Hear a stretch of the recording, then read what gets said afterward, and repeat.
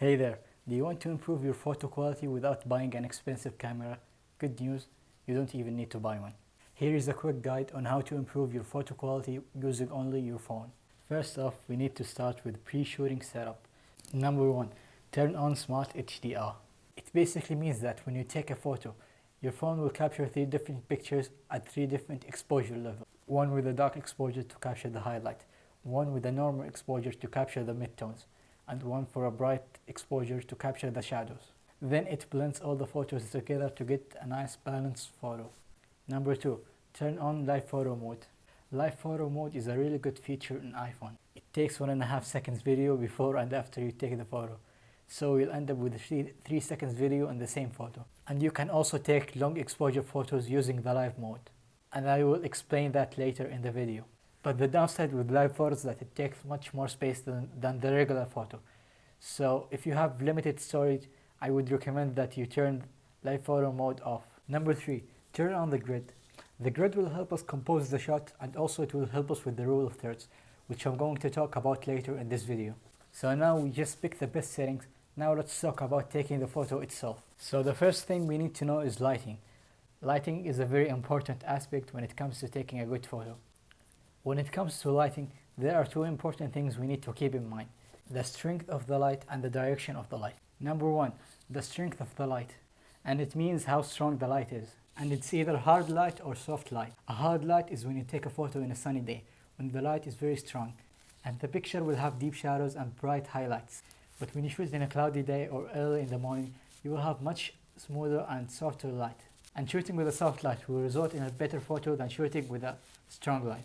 And the best time of the day to shoot your photo is in the sunrise and the sunset, because the light will be much smoother and the direction of the light will be on the side and not all the way up in the sky. And that gets us into the second point, which is the direction of the light. And it means where the light source is coming from according to you and your subject. And the best direction is when the light source is coming from the side of your subject.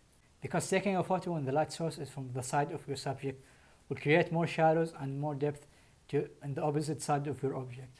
And you can shoot with the same direction of the light, but that will result in a flat image because everything in the picture is lit up the same. You can also shoot into the sun, but that will result in a very high contrast scene and your object will appear very dark. So now let's talk about composition. So composition is how you arrange elements within the frame. And I'm going to talk about 3 basic compositions that will help you take better photos. Number 1, rule of thirds. The rule of thirds is the compositional guideline that breaks an image down into 3 thirds.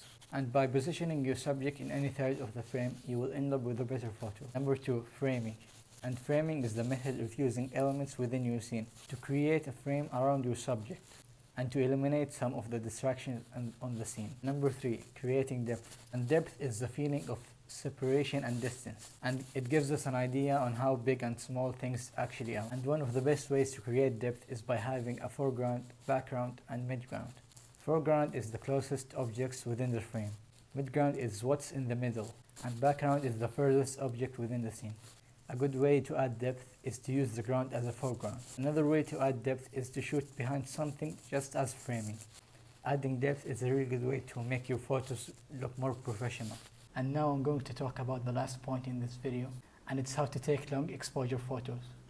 A long exposure shot basically makes movement in your photo blurry. And here is some examples. And you need to make sure that live photo mode is on. But if you want to take long exposure photos, you need to make sure that you have moving subjects in your scene and also subjects that aren't moving. The best example is a waterfall, but unfortunately I don't have one nearby. But I found a video on YouTube that shows it. So first off, enable live photo mode. Then when you take the photo, make your hand as still as possible. Then you tap at the live button, then tap on long exposure. And now you can see how the movement in the picture is so smooth. And here is the same picture but without long exposure.